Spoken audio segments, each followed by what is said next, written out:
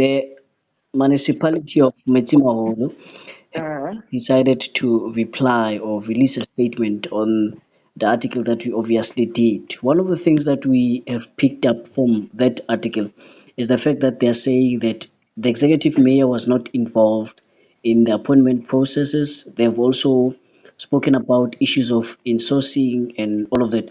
And I'm sure that you have read the media statement, but we want to get your response as the opposition party, particularly on this issue of saying that he was not aware of the appointment processes or he was not involved in that process. He was, but that's foolish of him.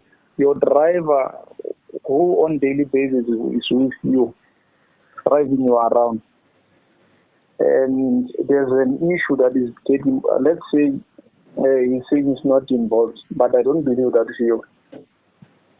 Now he's involved. Now he's aware. What does he do with that? It's not absolutely nothing. He has a responsibility to do oversight as executive mayor. He has executive power. What does he do when a corrupt activity happens within your municipality where you are executive mayor? It doesn't make sense to say he is not aware or he was not involved.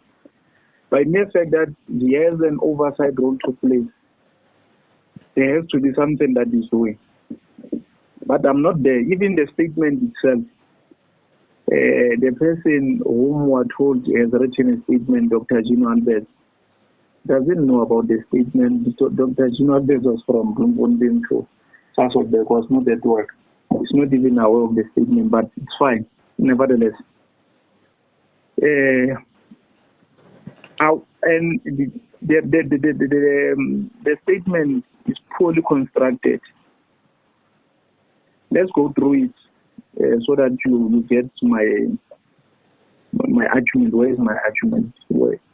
It says, paragraph 2, it says, the allegations against the executive mayor that he appointed his bodyguard driver, Mr. Tubatsi as a technical contact person are not true.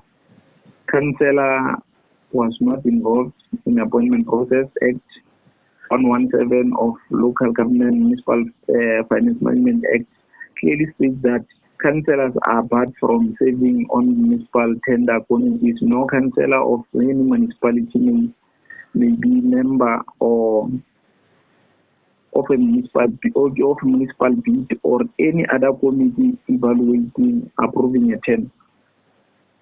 We're not talking about him being involved in a tender. They are quoting a very wrong section. It's not even an Act 117, it's Section 117. They are quoting a wrong section which talks about councillor. Here we're talking about the bodyguard. Let me make an example for you.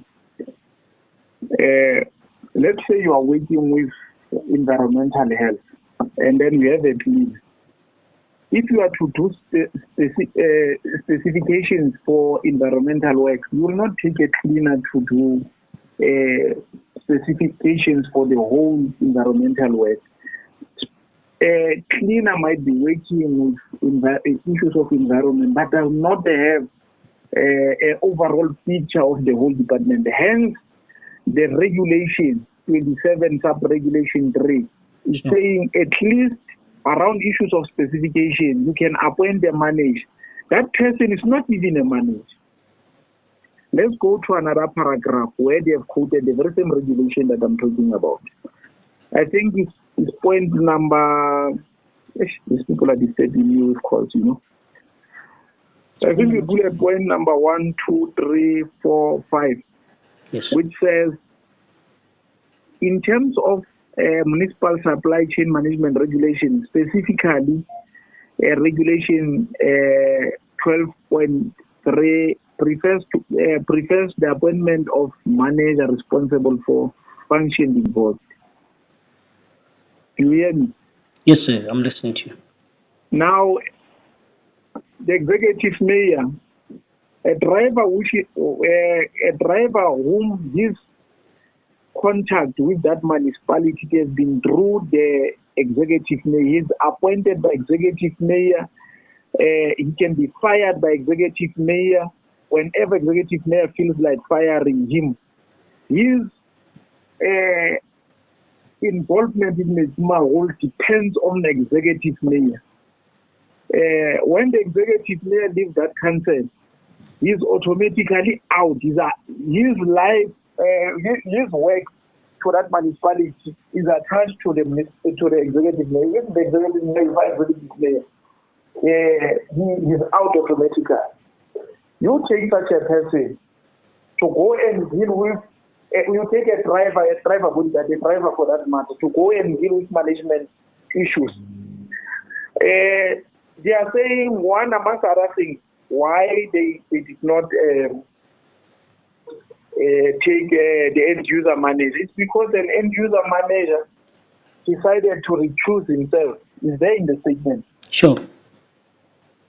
You know why the end user manager decided to recuse himself? Because he drew, I want you to quote me in verbatim, he drew specifications, and then the municipal manager gave contrary, decided to put aside those specifications. Municipal manager put his specifications instead of those ones which were drawn by the end user manager. So there's a lot of interest in this contract.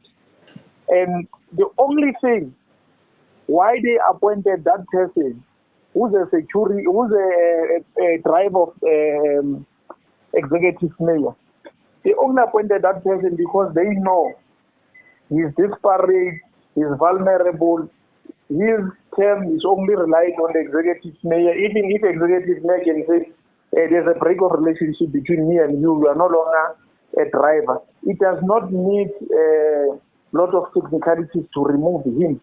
That's why they put such a person. And then they are saying a person whom they used for the last bit to deal with specification was on leave. A leave can be interrupted. That person can be brought back to employment to deal with. It can be brought back to work so that he can decisively deal with that issue. It's not a big thing to do, but let's go to issue of insourcing. Sure. I'm not interested in these things of tenders in any way. I was just showing you a lot of loopholes around what they are saying. Around issue of insourcing, the council resolution was taken in 2019. They are even aware of that resolution. Sure. Let's go to their response. In their response, they are saying the council took a resolution in 2019 to insource the security service. However, it was recommended that feasibility study be conducted to that effect. Upon completion of feasibility study, tabling of report to the council for approval, it is then the resolution based on the recommendation. They are not even aware. Feasibility study is done. You have a municipal manager who's a sleepist there, and that executive means feasibility study is done. And that feasibility study, which is done there, it says in a short run, right?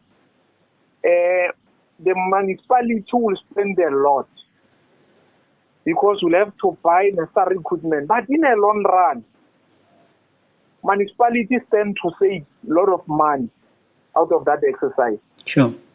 And when you are to implement that thing, you are not going to implement it holistically. You are implementing it in phases. Now they are throwing a structure. In that structure, the structure is silent about insourcing of security guards. You know why? It's because officials of municipality, those who are working in municipality, especially in high positions, they eat through this security tender. And you can save a lot of money out of that. In a short run, yes, you're going to spend a lot, but in a long run, you will save a lot of money. But these ones who are working as security officers in the municipality, who are working for these companies, once they get insourced, their lives and the lives of their family, their immediate families are going to change for a bed, because they will have medical, they will have necessary benefits that will come with issue of insurance.